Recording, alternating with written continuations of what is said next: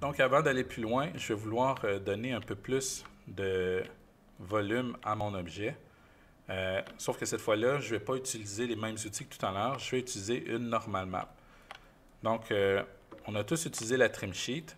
On va se faire une sorte de trim sheet pour la tête. Donc, je vais venir prendre un plane. 50 par 50. Et je vais lui mettre 50 subdivisions d'un côté. Que je vais dupliquer. Donc, on sait pour la trim sheet, on n'a pas besoin d'avoir la même chose des deux côtés. 50, c'est peut-être beaucoup.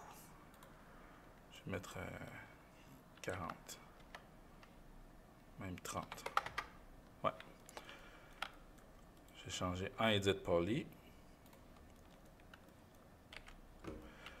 Maintenant, une chose qui est importante, c'est quand je vais venir sélectionner mon objet, en fait, ce que je veux, c'est faire des espèces d'ondulations. OK? Il faudrait que je sélectionne un edge, puis ensuite je maintiens le contrôle. Je skip un edge, j'en sélectionne un autre. J'en skip un, j'en sélectionne un autre. Ça peut être très long à faire de cette façon-là. Il y a un outil qui nous permet de faire ça quand même assez rapidement. Donc, une fois que j'ai sélectionné mon edge, je vais tout simplement trouver Modify Selection. Et là, dans Modify Selection, je vais avoir Dot Ring. Donc, Dot Ring, lorsque je clique dessus, bien, il me permet de faire une sélection en ring. Donc, il m'en sélectionne un, il en skip un, il en sélectionne un, et ainsi de suite. La raison pourquoi ça fonctionne aussi bien, c'est parce que dans mon Modify Selection, un peu plus bas, j'ai Step Mode. Et là, je vois que j'ai Dot Cap. Donc, de cette façon-là, il skip une ligne. Donc, si, admettons, je lui dis dans Skip 3, quand je vais faire mon Dot Ring, vous voyez, il fait la sélection et il a skippé 3 edges pour aller sélectionner le quatrième. Donc, très utile comme outil. Faire mon Dot Ring. Ensuite, je vais venir mettre un peu de volume. Voilà. Et je vais faire un chamfer. Je vais faire un chamfer quand même assez léger. Rien de trop prononcé. Mon plane, je vais le changer en Edit Poly. On sait que pour faire la projection, on va d'abord aller chercher un Unwrap. Comme c'est déjà un plane, c'est pas long.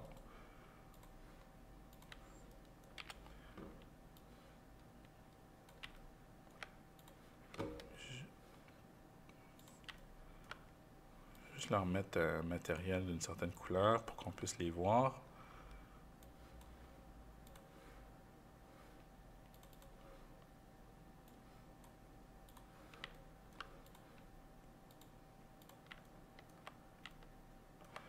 Alors voilà. Donc, je vais aller chercher la projection. N'oubliez pas, la projection, on la fait pas sur l'objet qui est en High Poly, mais on le fait sur l'objet qu'on veut qui ait, dans le fond, qui a un plane. Celui qui a juste un plane qui n'a pas de subdivision, pardon. Donc, pick le High Poly. Ensuite, je vais augmenter la cage. J'appuie sur la touche 0, donc pas sur le clavier numérique qui est à droite du clavier, mais sur le clavier qui a au-dessus des lettres. Donc la touche 0, Render to Texture. Donc je dois cocher Projection Mapping, donc Enabled. Je viens dans Options, Setup. Là, je me rends compte que je suis en Arnold, donc je vais me mettre en production. Je vais changer Arnold pour Scanline. Je vais ensuite, c'est dans Renderer, Enable Global Super Sampler. Donc, je peux fermer ça, je peux fermer ça. Donc, Use Existing Channel 1.1. Ça se peut que vous soyez en bas, donc tout simplement cocher Use Existing Channel et que le channel soit le channel 1. Add Normal Map. Donc, je lui dis où enregistrer. Dans ce cas-ci, j'ai enregistré sur le bureau. Hair normal. En targa. Save. Je vais cocher ici Output to Source, mais je vais lui dire de faire un 1024 par un 1024. Output to Source. Et je peux cliquer Render. Voilà, ma normale a fonctionné. Je peux fermer ça. Je peux enlever la projection. En fait, l'idée, c'est vraiment juste d'avoir une normale map qu'on va appliquer sur les cheveux. Donc, je vais venir chercher mon image. Pas sur lui. Ça va être sur lui.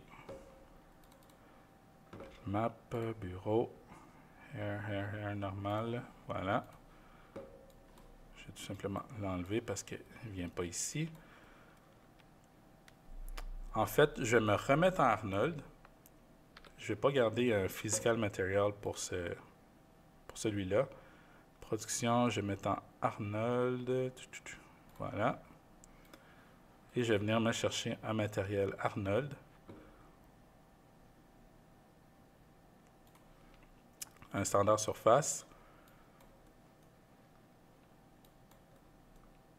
Et ça, je vais le mettre dans normal. Donc, je vais choisir normal map. Je vais connecter ça dans input. Je vais choisir une couleur de cheveux. On va prendre une couleur similaire, tiens.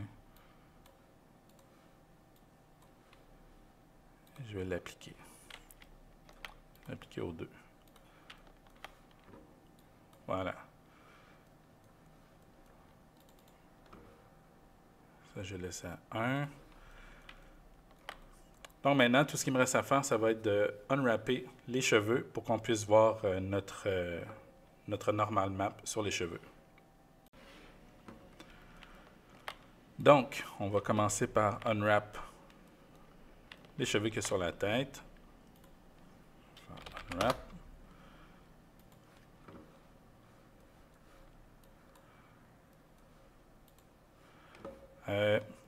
Les espèces de seams verts, on peut les retirer en cliquant sur Map Seams. Donc, dans l'onglet Configure, j'ai cliqué sur Map Seams. Et là, je crée moi-même mon seam. Donc, je vais utiliser les Edges. Et je vais double-cliquer sur... En fait, il faudrait que je fasse le tour complet de la tête. Si je fais F3, je vois que mon Edge fait bien le tour complet de la tête. Et je vais faire Seam. Donc, Convert Edge Selection to Seam. Comme ça, il est bleu. Si vous ne voyez pas votre edge bleu, c'est parce que vous avez aussi décoché Peel Seams. Donc, il ne faut pas décocher Peel Seams, seulement Map Seams.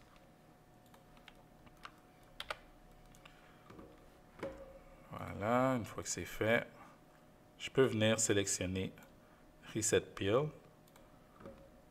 Et il va m'avoir Reset mon Peel. Les cheveux qui sont à l'intérieur, on s'en fiche un petit peu, donc je peux les mettre de côté. C'est surtout ceux qu'il y a sur le dessus qui m'intéressent.